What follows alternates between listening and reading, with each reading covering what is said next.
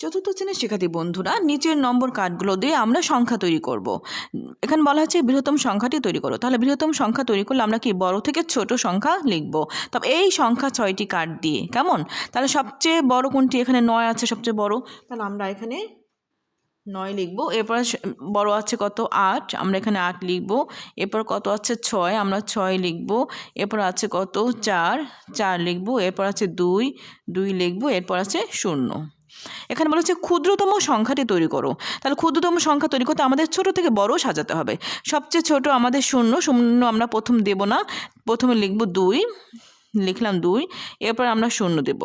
এরপর ছোট আছে 4, এরপর আছে 6, এরপর আছে 8, এরপর আছে 9। ক্ষুদ্রতম সংখ্যাটি আমরা তৈরি করলাম। তো শিক্ষার্থী বন্ধুরা, এখন বলা হয়েছে বৃহত্তম বিজোড় সংখ্যাটি তৈরি করো। তাহলে বৃহত্তম বিজোড় মানে কি? সংখ্যাটি বড় হতে হবে, বিজোড় হতে হবে। তবে আমাদের এই সংখ্যা কার্ডগুলোর মধ্যে বিজোড় আছে 9। তাহলে এই 9 আমাদের অবশ্যই সর্বশেষে লিখতে হবে। বিজোড় তৈরি করতে হলে সর্বশেষে বিজোড় অঙ্ক থাকতে হবে। এরপরে যেহেতু বৃহত্তম বিজোড় বলেছে, তাহলে বড় থেকে ছোট সাজাবো। তাহলে বড় থেকে সাজালে আমরা 9 এখানে রেখে আমরা সবচেয়ে বড় কত আছে? 8, তারপর আছে 6, তারপর আছে 4, তারপরে আছে কত? 2, তারপরে 0। এরপর বলা হয়েছে ক্ষুদ্রতম বিজোড় সংখ্যাটি তৈরি করো।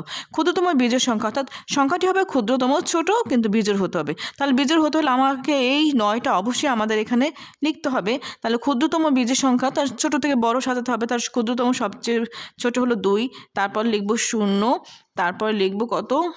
4, তারপরে 6, তারপরে 8। অর্থাৎ দেখো, ক্ষুদ্রতম সংখ্যা এবং ক্ষুদ্রতম বিজোড় সংখ্যা কিন্তু একই হলো। আশা করি বুঝতে পেরেছো। ধন্যবাদ।